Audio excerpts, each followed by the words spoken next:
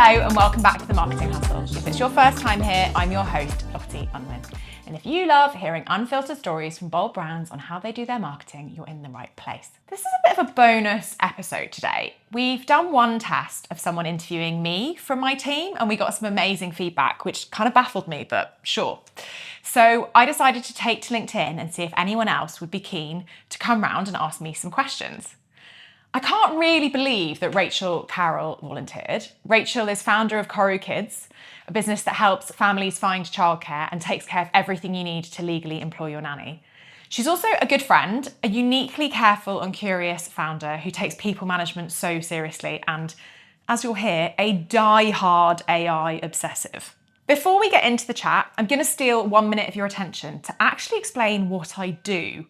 I've also had some feedback that some of you listen to this, which is totally amazing, but think that making a podcast is my full-time job. God, I wish that was the case. So, I'm obsessed with startup marketing and I run 3 businesses that are all focused on the power of connecting humans to do great startup marketing. So, you might want training and community to get better at your marketing job or your team. So you need to get involved in Upworld. You might be looking for fractional marketing resource, in which case Brand Hackers is for you. Or if you're hiring marketers or looking for roles, chat to UpTalent. In any case, just DM me on LinkedIn to find out more. So the reason I'm here with Lottie and interviewing Lottie on her own podcast, which I don't actually know why more people don't do it. And I think it's a real move. Completely mad to do. Like the feeling of like self-involvedness is quite extreme. Really? Well, to me, I got to say, on the receiving end of it, it feels very normal and fine. And also, so the reason I'm so excited to have this conversation with you is because there's genuinely so many things I want to ask you. So I started listing all the questions and I had far too many. Should we say kind of how this came about? Yeah. So I think someone dropped out or you had a space. So something happened. You had a space and Lottie, because you're very active on LinkedIn, you said on LinkedIn who would like to interview me. And I actually, someone in my marketing team saw it and went, oh, Rachel, you should do this, and messaged me and I jumped on it. I messaged you about 1 second later. And genuinely the reason was because I have so many things that I would love to ask you. So what I'd love to do in this conversation is I really want to get some tips as a CEO for how not to be annoying, because I spend most of my life trying to just not be annoying and failing at that. I really think we want to talk about AI, and I think we have to address the bump that is in the middle of you, that very small baby elephant in the room. So is that all right? I'd love that, yeah. Okay. I mean, all of those things, I want to ask you questions back, so I think this is going to be fun. All right. Well, we'll try not to do that because, well, let's see how we go. We can do that. So can we start with this? Can we start with me not being annoying? Because it is something I try to do. So as a founder, I, sometimes you get product-led founders, sometimes you get technical founders. I think I'm a marketing founder, which is not something that I've really kind of heard much about. And that is, I think, a double-edged sword. Yes. Because I love it. But I'm also, as a founder, I'm a generalist person. It's not my specialty. And I work with, my marketing team is phenomenal. I love my CMO, Rebecca, who's been with us for years and years and years. But I want to know, what are the things that when you're the CEO or the founder are the most annoying things that you can do to your marketing team so that I can not do them? So first of all, the fact that you're asking this question is like a fantastic step. It's quite rare to have the awareness that you could be annoying and awareness, I don't know whether you think of this, but like awareness that in some ways marketing might be an area of particular annoyance. And I think that's because there's this perception that everyone sort of knows how to do it. And you're right to say there's a spectrum, right? There's a range of people who are like, well, I'm a tech-led founder, but I still think I know enough about marketing to have a conversation. Or there are marketing-led founders who, like, to varying levels, are legit in that position or not. So I think the first thing is to stay in that discomfort and continue to have that awareness of like, how am I being received right now? Because that's just like ultimately being receptive to feedback and opening up those conversations is maybe the most helpful thing, which I know you'll be doing. If you are a marketing-led founder, I think it's really good to think a bit more about like, well, what does that actually mean? Does that mean I'm instinctive about it? Does that mean that I'm actually trained? Does that mean that I've done the work? Like, let's unpack kind of what that actually is. And I think that then kind of gets you to the answers of how to be ultimately really sensitive. So fundamentally, the things that drive CMOs mad is perception that someone could do their job without them, a lack of, like, not bringing them into the right conversations, like not giving them the commercial context, like, it all comes down to like a slight lack of respect. Have you got any horror stories of like times when... I've got loads of horror stories of like founders who are so disconnected from the customer. So their view of the brand that they want is, one, inconsistent and inarticulate. It's very like, there's something in their heads, but they can't explain it to you. And yet they can't explain it to you, but whatever you do isn't what they want, even if what you do is rooted in what the customer needs. So I think it's this disconnect between like my lofty sense, my vision, my abstract ideas. My ideas are right because I'm the founder, because this is my brand, and all of those things are true. But you've brought someone into the business to give you a customer-led perspective and to give you a degree of expertise. And I think too often the conversation doesn't start with, I really want to understand what you think. It starts with, let me tell you about my brand. So let's take a step back, and I'd love to hear from you a little bit. What you about your journey? What's your origin story? Yeah, so started my career at Procter & Gamble. Didn't know that I wanted to be in marketing, really. Kind of fell into it because I got rejected from management consultancy jobs for very good reason. It's like a terrible management consultant.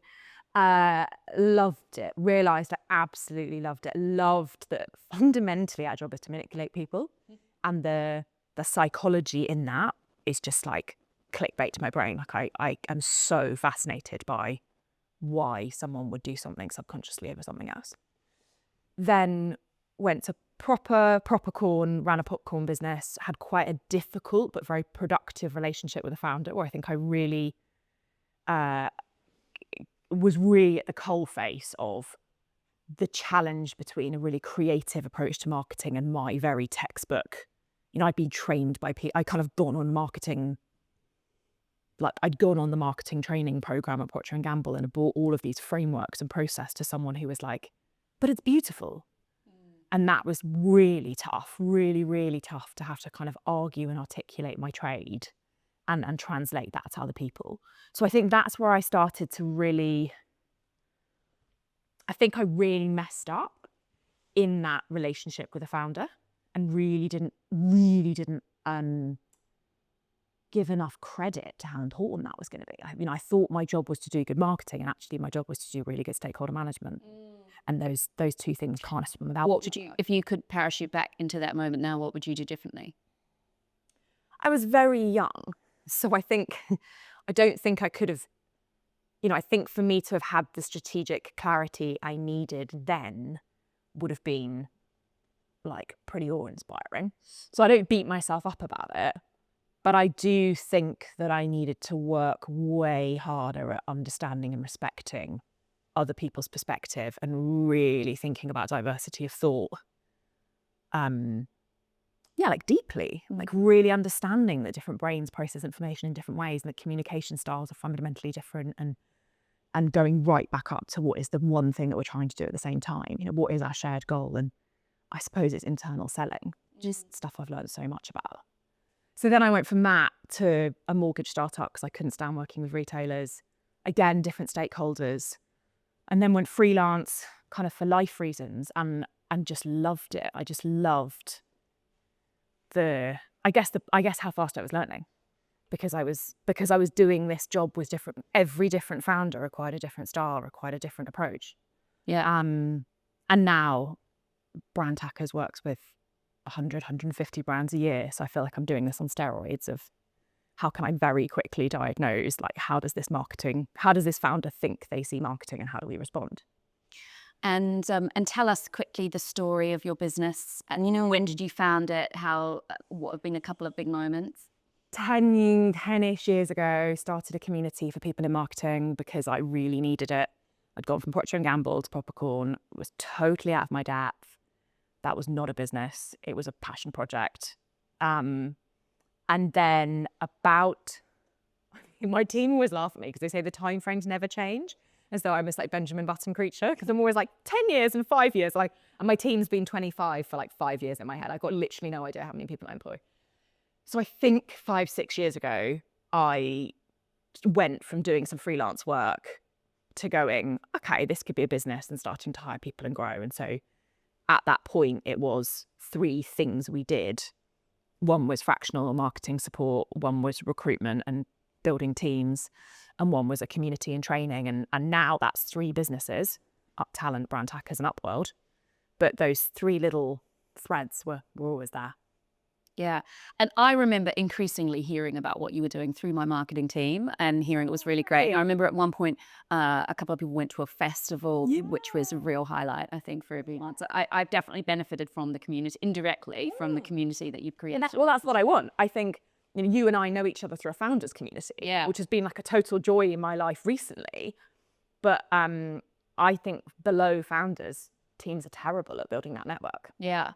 And then you were obviously also really active on LinkedIn. Is that your main social? And how do you think about that? How do you think about your social profile? Yes, it is my main social. I am attempting TikTok currently with like mixed results. Please slide into my DMs if you have any thoughts on how I can do it. So that's like a fun experiment. But LinkedIn for about 4 years has been like just totally my bread and butter. I post every single day. I've seen completely mad impact on my personal life, on my professional life. It's been like totally transformative in terms of the doors it's opened.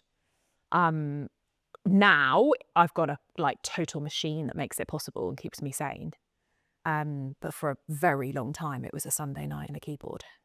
And talk us through why did you choose those 2? So LinkedIn and TikTok.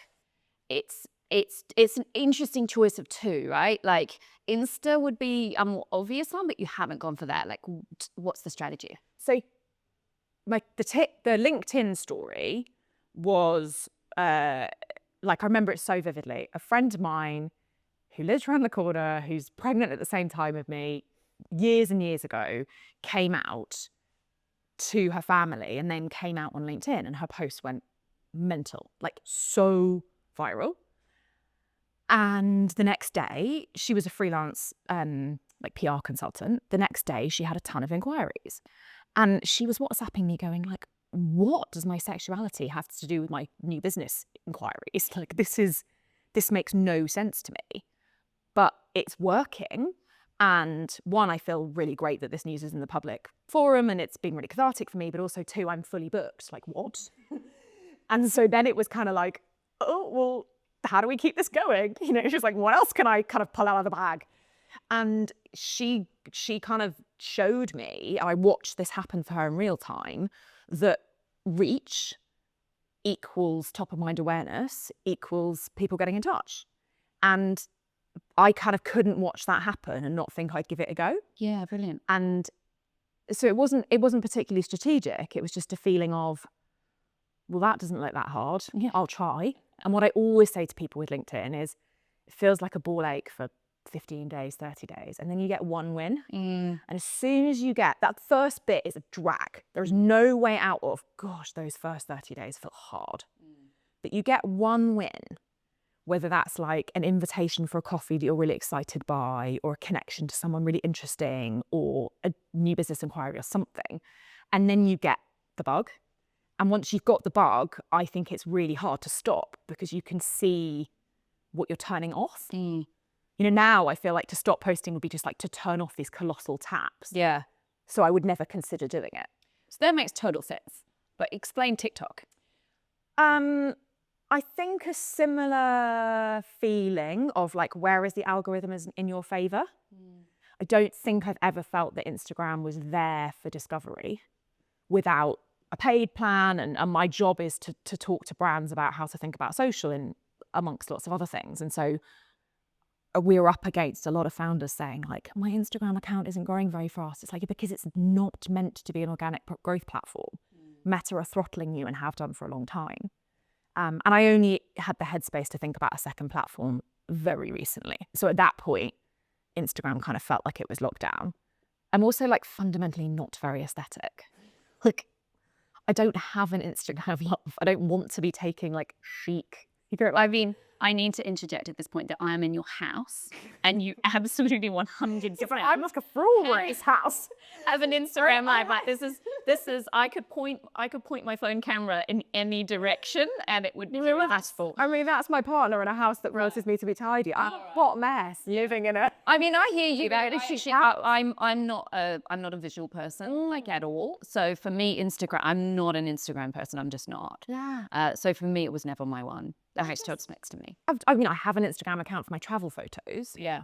But it just never felt right. And I think actually the other thing was just, I have a real fascination with TikTok. So, okay, an example, years ago, I started an Instagram food blog called South London Eating because I was working with loads of influencers professionally and I was like, I need to know how hard this is. So I'm going to do it and I'm going to do it until I get free food. That was my goal. Because I was like, I'm just fascinated. Okay, how hard is it? Yeah. Let me learn firsthand.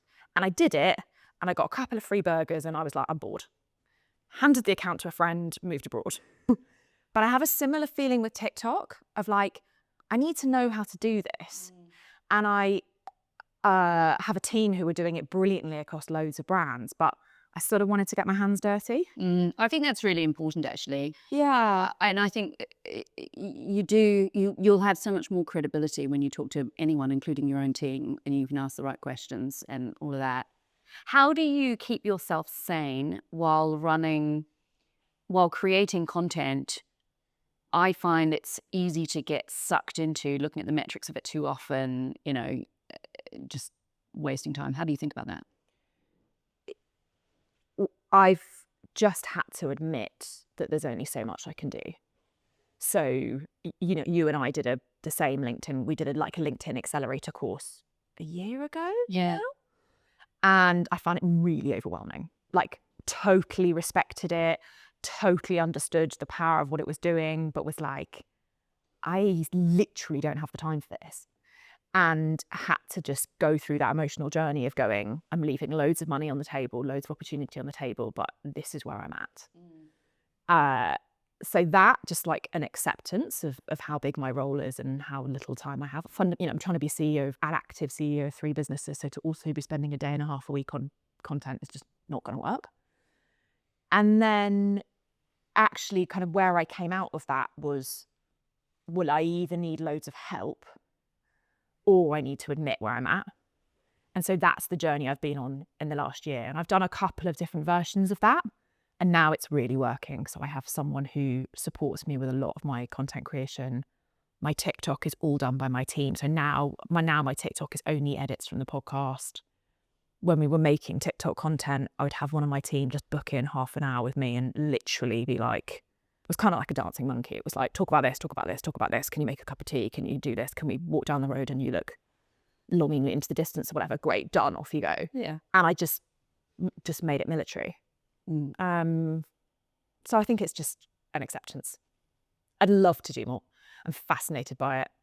I've got all of these dreams that like, maybe when I have a baby, I'll sit around and make great content. I won't do any of it, but for now, this is all I can see. And so, okay, so you're running 3 businesses. You're also pregnant. We'll get to that in a sec. So of the 3 businesses, like which one is the one that, is growing the fastest, is most exciting? Like talk us through the differences between the 3.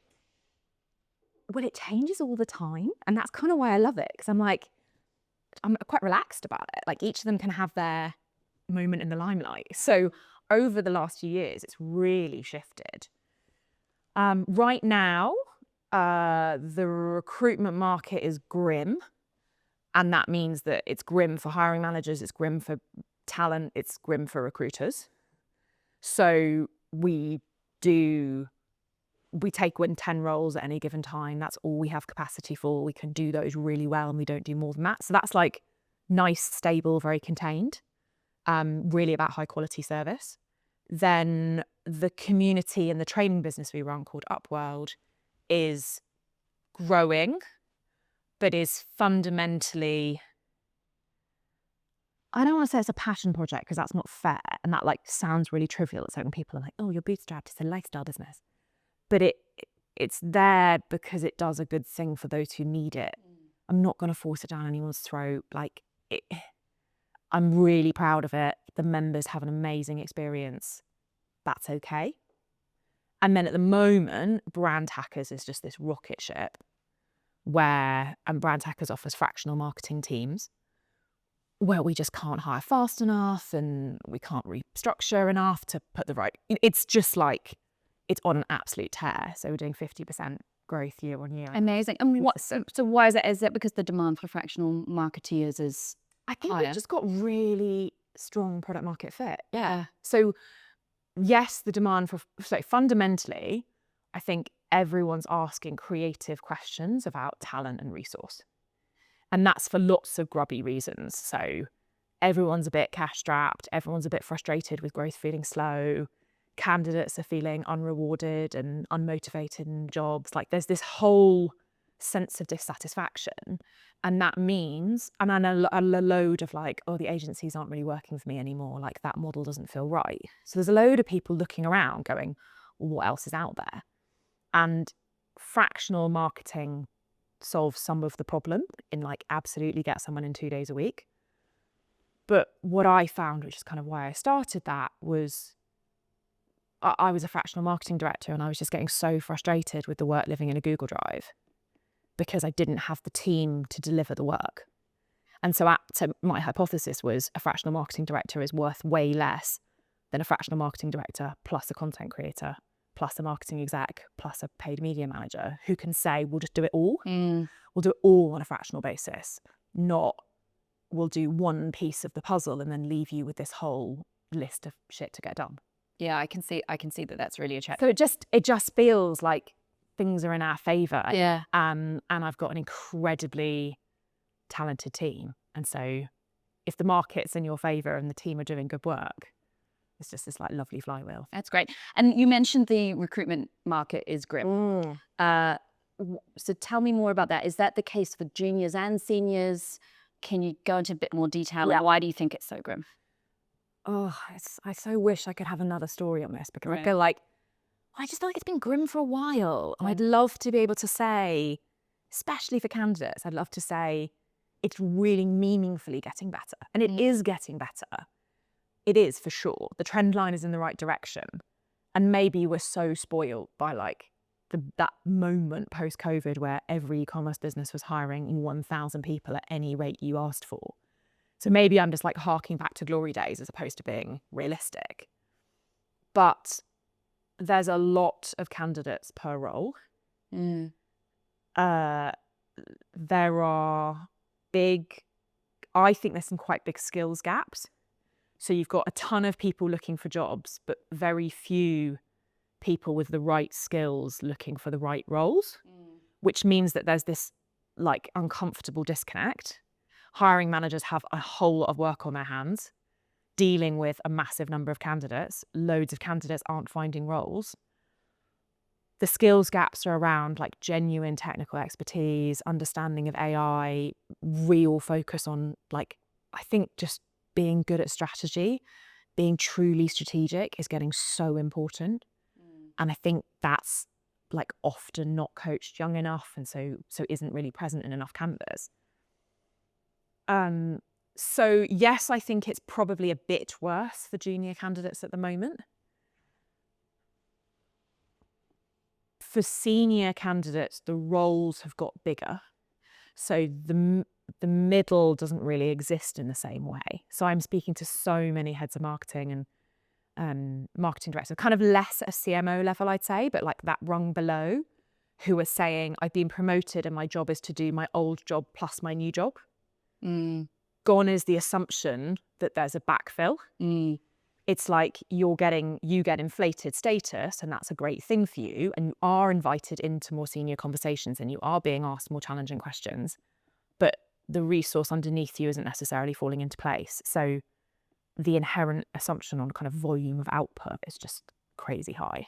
And do you think the assumption is that you'll use AI to do a lot of the more junior stuff? No. So you're like very up to speed on AI. Yeah. They sound very like, Obsessed. Obsessed. Yeah. Like, what's the right word for this? You're very in that. Yeah. And I think the rest of the world isn't. Right. We very rarely hear anything in the middle. So actually, it either never comes up or you're obsessed. Yes. That's so true.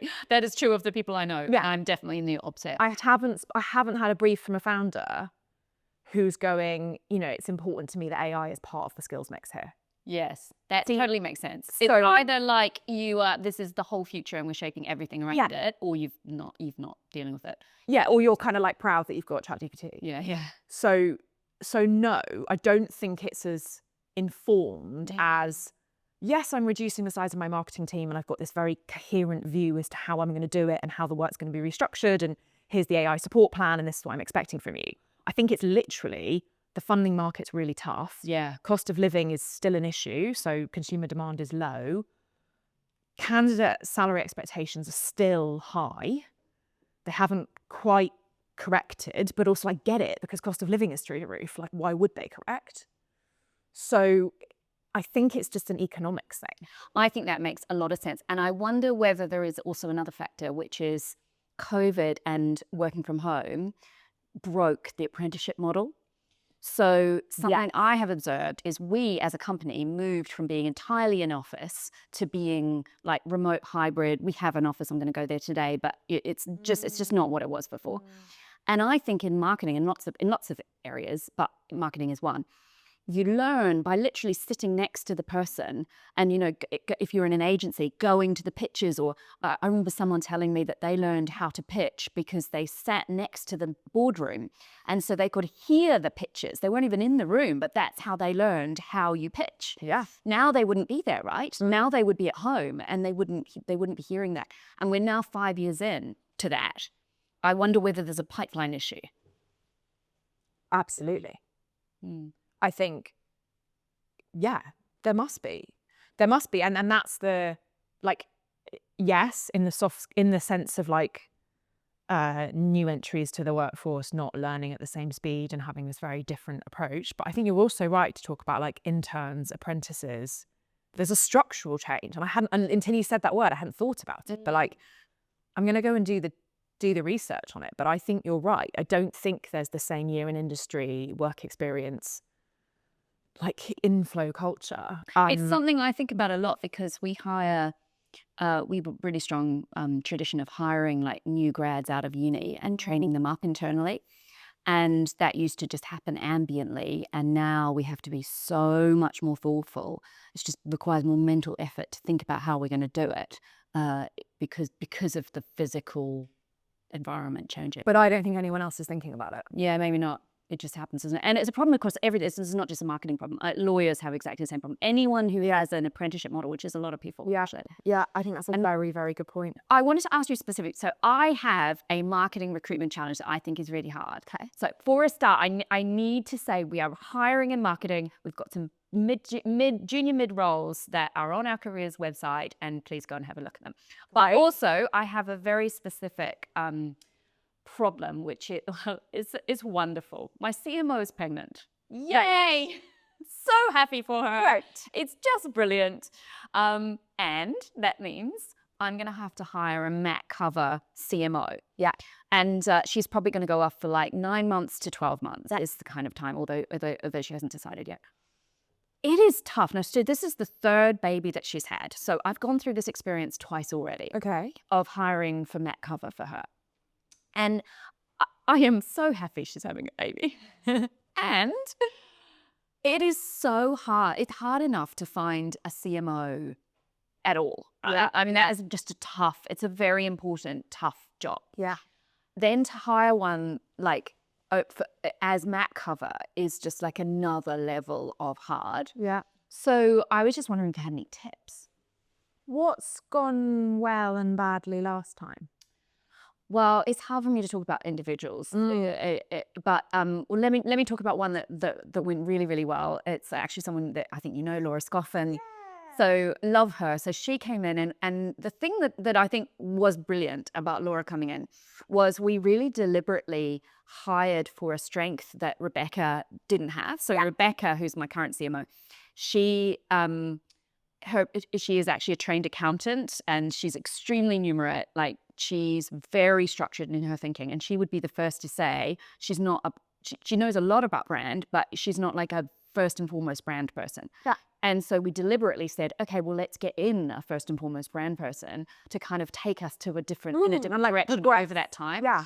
And I scoured London, and it just took so long to find Laura, and she was absolutely brilliant and did everything that we hoped for. But do you have any tips? I think that logic is a really sound one, because I think you need to take any situation and see the opportunity in it. And the opportunity is absolutely fresh perspective, some like double down focus in an area which might have been a little bit neglected because of the skill sets, a chance to create new opportunities for the people in the existing team. So I think that makes, like, that's kind of the answer I was hoping you'd have, because I think that's where it can be done really well.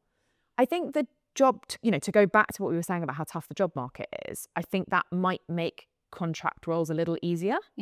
So I do think there's this, there's less worry about time on my CV. There's less worry about fluid ways of working. So I think the days of it being a kind of an odd search are changing. And there are lots of people who are used to a blended way of working. I know you'll think deeply about what you need. And I know Rebecca will think deeply about what parts of her role are essential. I just make sure that you also do the same exercise with the senior team underneath her and give them the opportunity, even if it's just for the fact that it's very good practice for them to say, these are the core skills I'm looking for in a CMO, and this is what I think could be a really interesting year for us, and have them play a really formative part in kind of solving those requirements. And then what kind of person do you think wants, let's say it's a 9-month role, as opposed to a permanent thing? If you had that brief, what would you do? I think there's tons of people. Really? Tons. Okay, good. I really, really think that the reasons not to do it are disappearing. Right. So if you think about the opportunity for variety, the feeling of I get to jump into a business for a year and that's it. The slight change in expectation that comes with something being short, really pick your battles, really understand where the impact is, come in with deep respect, really listen, all of that stuff I think is quite attractive. I think there's a lot that's good about it. I just think in the past, it's felt, oh, but I don't have job security. I don't know what's going to happen next. Is that going to look odd that I'm jumping around? And though you don't have job security anyway right now, everyone's jumping around because it feels like everyone and their dog is fractional. So those things are falling away. This is very comfortable. So I'd see it as, I don't think it's such a big deal. Yeah. And I think then the questions to ask would be, does it need to be full? How can you lean into the flexibility? Because you're looking for someone who's excited by flexibility. So does it actually need to be 5 days a week? Well, Rebecca's 4 days. We actually have tons of people on part days. Exactly. So could it actually be 3 days and a 2-day supporting role? Are there different ways of cutting it up that might open the options to a... I'm actually writing that down right now. There you go. Because that is actually genius. That was worth my trip across London to your house. That is actually genius. Maybe it's 2 roles, and maybe it's someone more senior than we otherwise could afford fractionally, and then complemented by a junior.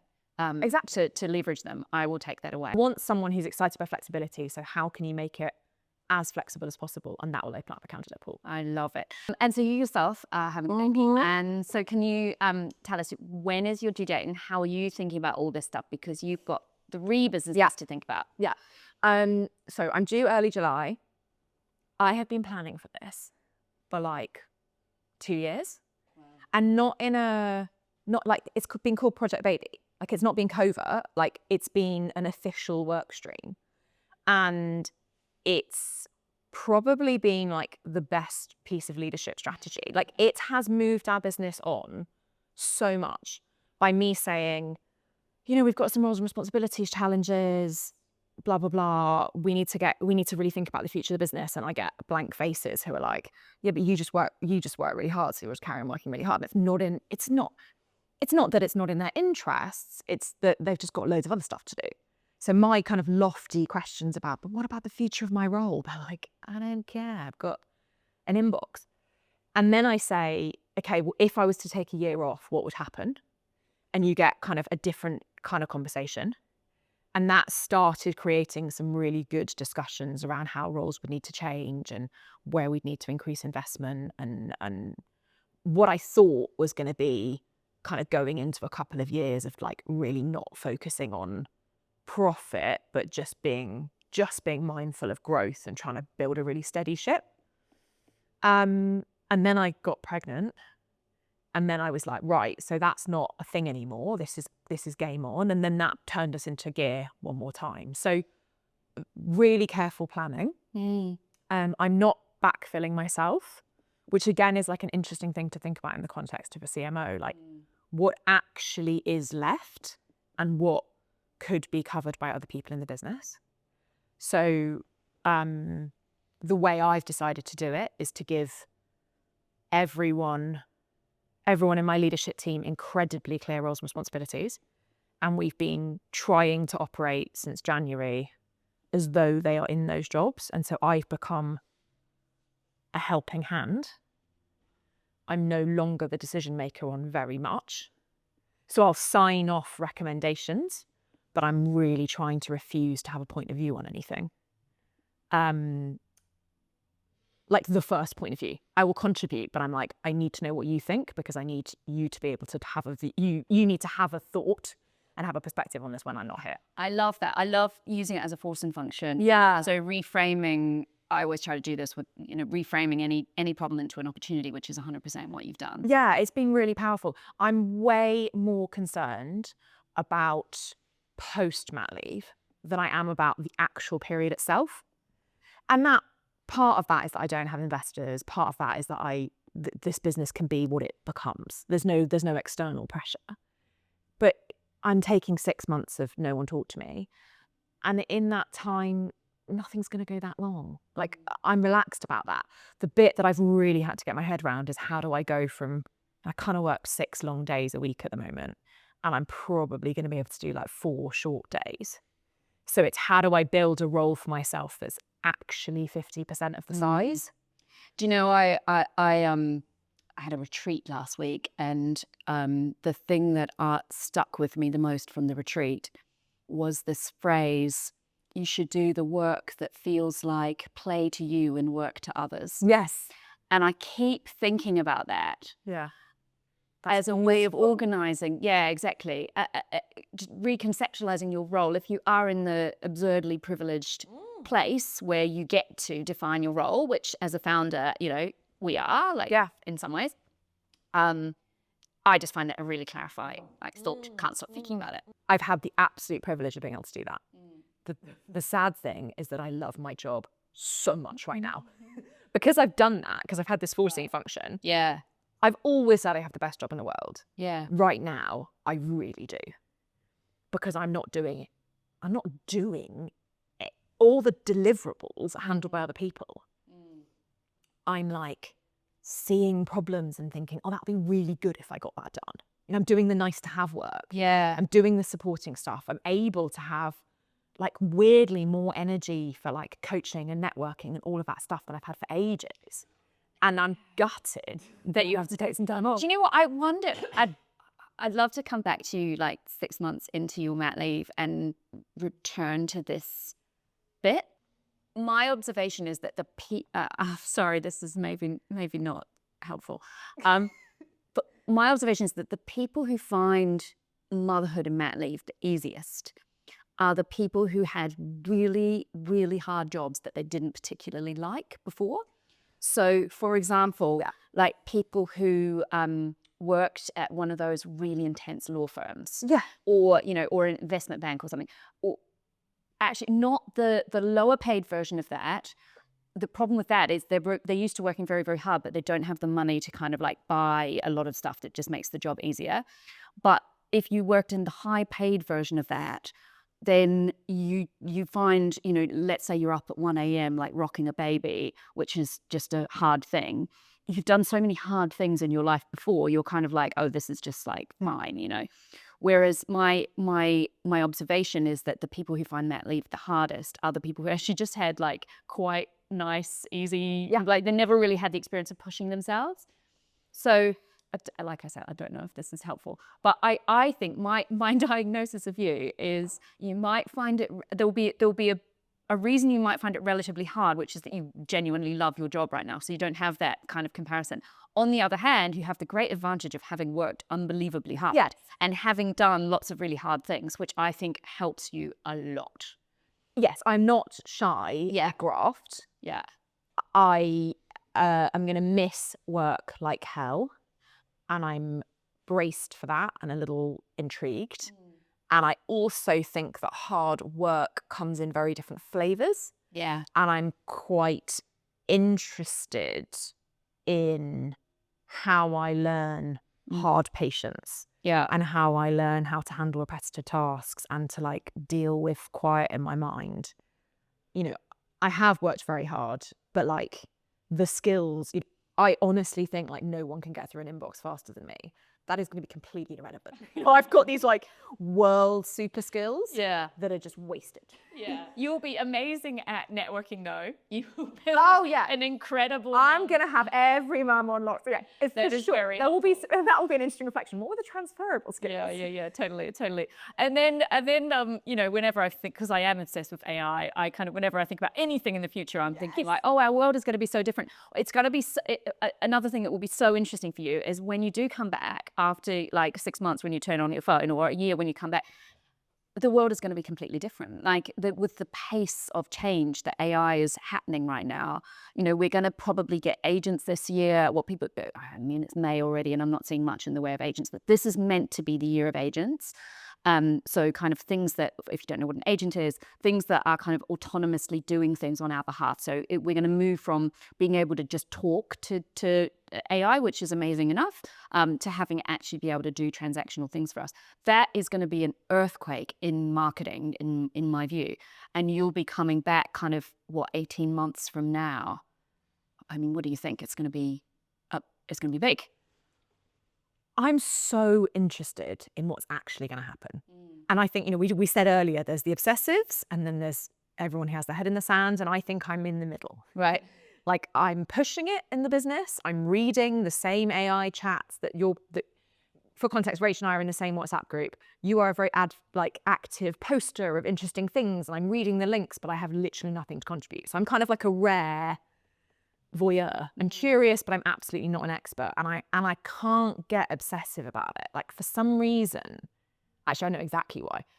In my childhood, my dad, bless him, was a real hypochondriac, you know, like mad cow disease. He was like, right, gelatin is bad. And he wrote a film about mad cow disease. He read every book about mad cow disease. He went mental.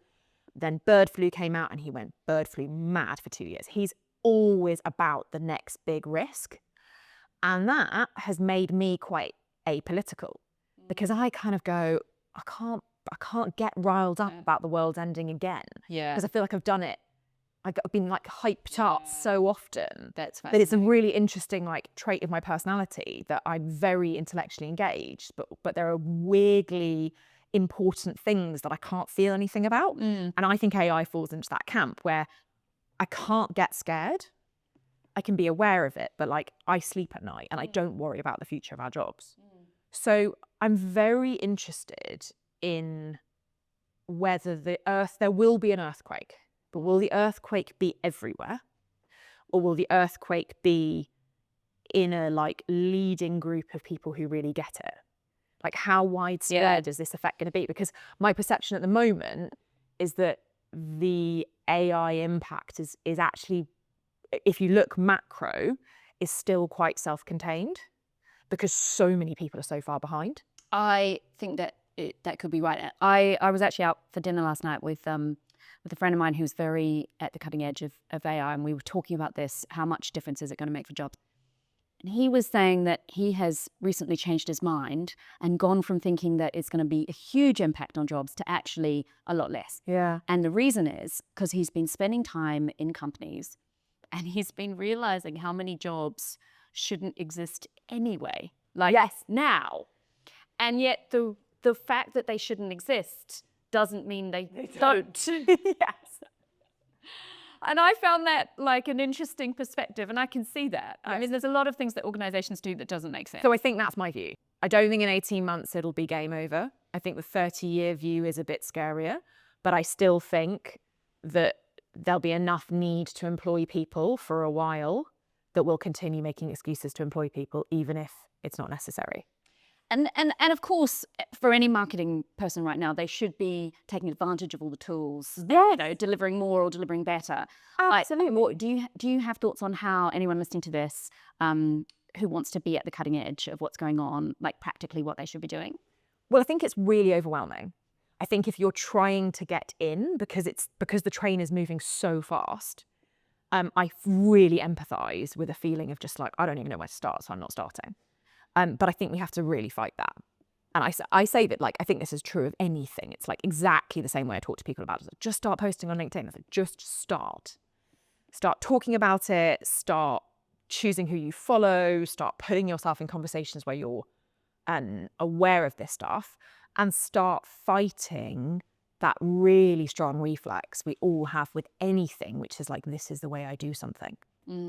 You know, we have this weird thing in British culture, and some of it that's in some ways it's probably global, where we don't really ask for help. We have this feeling of, well, I'll just beaver away, and it's like this almost puritanical view that hard work equals value, and we have to unpick that to say, what's the easier way? What's the easier way? What's the easier way? And that's what I'm really trying to codify in my team, which is just the kind of like, hold up, there must be a quicker way, and that's how you learn by doing. I agree. And we also do a lot of sharing just the very small things Yeah. we're doing. And again, I bring this back to like the physical environment. It used to be that if you and I were sitting next to each other all day and I did something cool, but small, right? Yeah. I might just like nudge you and go, oh, look at that. Yeah. And you would learn something little, right? The problem is if we're both at home on Zoom, I'm not going to Zoom you and say, oh, look at this tiny thing I just did, right? So you don't have that ambient knowledge sharing. So I think it's really important as either a marketing leader or any kind of a leader to thoughtfully bring those back in. So have kind of, we have, for example, a Slack thread regularly where we say, what small thing did you use AI? And it's amazing. 20 people will contribute something that's all quite small, but it adds up to like this general upskilling of everyone who reads. And just a feeling that everyone else is doing it, and an excitement around it. I completely agree. So the long answer, that was a long conversation to say I've got no idea what's happening in 18 months, but I'm not in the camp of like it's all over for everyone. And I think that, yes, getting started is essential. And I think it's kind of unacceptable not to now. But I also think clarity of thought and ability to make strategic decisions is what's going to win out. And how much of a topic is this in Upworld community? Not a lot. Really? Yeah. That blows my mind. This is my point. Like, I see the two worlds. I see the obsessives and I see the layman. And the layman they're not engaged. Wow. They're doing a little bit of like, oh, this thing's quite cool. You know, it's a bit. Yeah. But there's no hunger for it. And that's because of, I'm so busy doing my day job. I don't have time to think about it. I find it really overwhelming. Positions that I don't think are okay. And I think will mean that people fall behind. But I also think the obsessive camp has kind of lost sight of this massive gulf between what they know and how they think and kind of... It's so interesting. I mean, I struggle to think of a single task I do in my work right now that I am not using AI for, literally. So people problems, I talk them through. Anything at all that I write, I'm dictating. Do you know I've stopped typing? I don't type anymore. All I do is talk. Like, it's literally everything. But I think, and we should finish up on this, one of the things we talked about before was how AI plays a role in recruitment. And I think for me, this is an example of where we're at. So yes, loads of candidates are using AI to write job applications. But my God, they're terrible. Yeah, I agree. You know, it's the same answer. Yeah. I'm like, you've just copied that into ChatGPT, and that's the same as the one before. So obviously, it's literally being used in the most basic way. And so it's a pain for us because we're like, I've just rejected 20 people because the answer was identical, and I'm not that stupid. But I think it's quite a good eye into just how low the bar is. Yeah. For like mass market. Thank you so much for listening. Can you now please do me one favour and subscribe? From here, we're moving on to a series of conversations with CMOs and marketing directors so we can really hear what it's like to be at the coalface of marketing roles in startups and scale-ups. If you subscribe, I get to persuade more fantastic guests to get involved, so it really does make all the difference.